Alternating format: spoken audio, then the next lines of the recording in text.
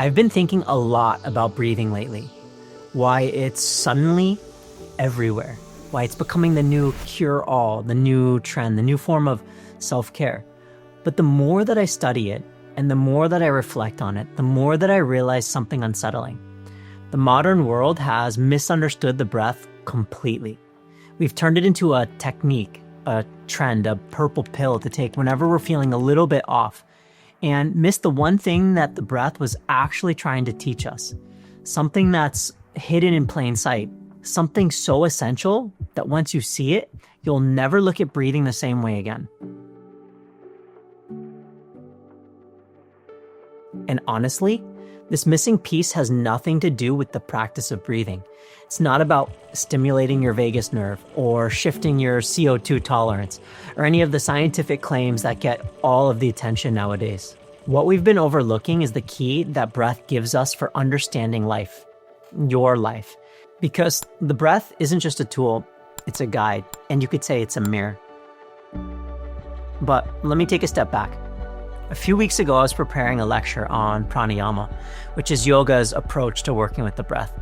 I was flipping through my old notes, deciding what direction I wanted to take, kind of figuring out what felt most alive for me at the moment. And I stumbled across a simple diagram that I had drawn years and years and years ago. It was a little sketch of a human body. On the sketch, it showed air enters through the nose, it travels down, it cycles out, and in the center, I had written one word: transformation.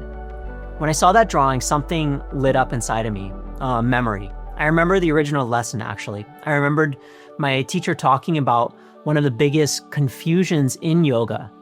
People think pranayama is just breath work. People think prana is just breath, but it's not.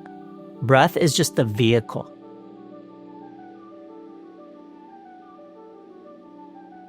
Prana is the material of life itself.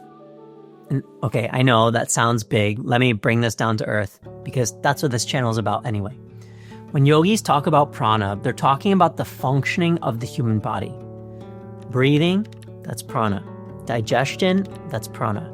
Circulation, elimination, communication, your senses, all of that is prana. Even the tiny things that you never think about, burping, blinking, yawning, sneezing, all of this is prana as well. And when prana moves well, you move well and you feel well. And when prana gets stuck, so do we.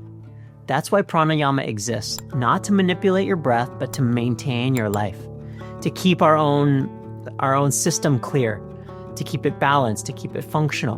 Breathing, or pranayama, is the main way to influence prana. But there are others. Movement influences prana. Our attention influences prana. And because our bodies are mostly water, so does hydration. So let's go back to that word written in the middle of my diagram, transformation. Because the breath itself is a cycle of transformation. When you think about it, you inhale, the body takes in what it needs. You exhale, the body releases what it doesn't. Take in, transform, release. Take in, transform, release. Over and over, every moment that we're alive. But here's where this gets interesting.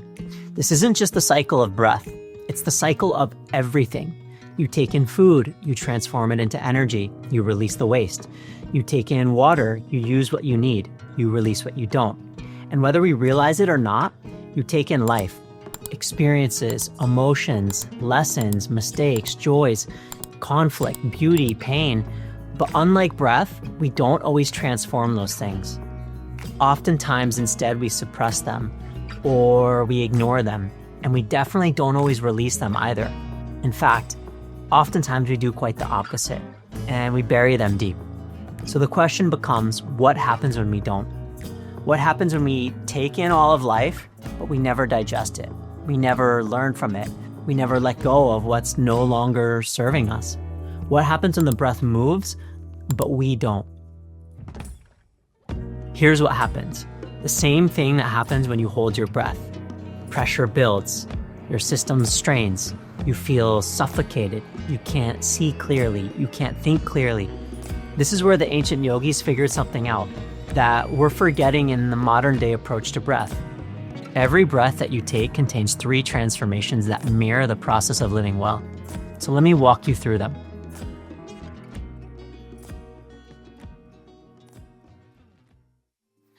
first transformation of breath is the inhale. Taking in experience, just like we take in breath. The inhale is how you let the world in, not just air, but experience. Every inhale contains possibility. Every inhale, there is an opportunity. There's the possibility for change. And with that inhale, we can ask ourselves, what am I allowing into my life right now? This is the first transformation, the first shift from the outer world to the inner world. The second transformation is the pause, the assimilation, the tiny stillness after the inhale. That's where oxygen becomes usable. And in life, it's where experience becomes wisdom. Through reflection, integration, and discernment, it's where we have the chance to learn something or to be with something, to be in the comfort or be in the discomfort, to be in the joy or be in the pain. This is the second transformation.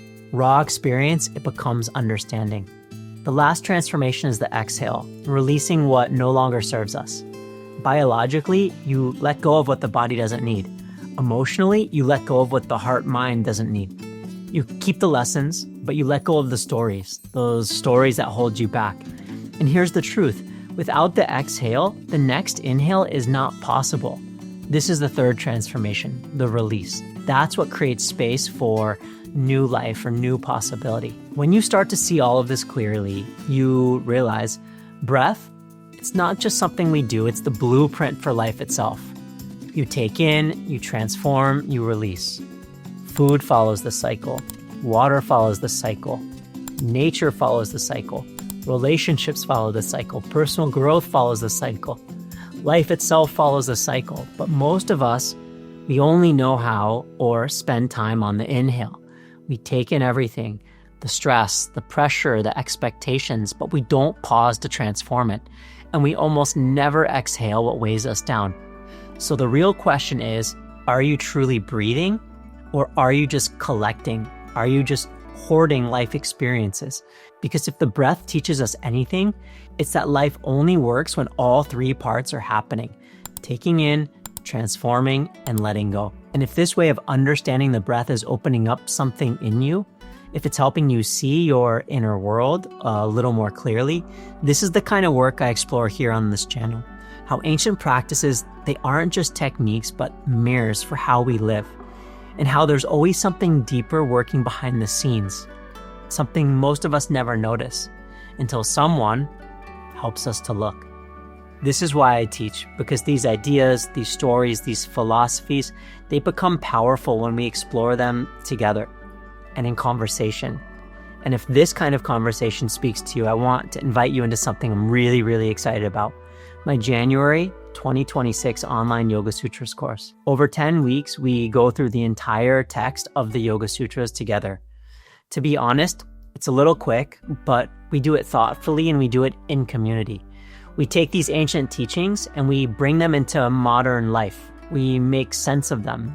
We take them into the places where they actually matter, your relationships, your patterns, your choices, your breath. It's live, online, and there's plenty of room for discussion.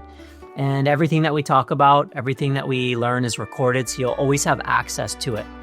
If that sounds like something that you'd love to be a part of, you can click the link here or find all the details in the video description. And if you want to keep diving into this with me, learning how yoga philosophy actually plays out in everyday life, you might consider sticking around here. Watch another video or join me for the next one. Or subscribe if it feels right, of course. Either way, take a moment today to notice your breath. Not how deep it is, not how slow it is, but what it's possibly teaching you. Because the breath is always speaking. The question is whether or not we're listening.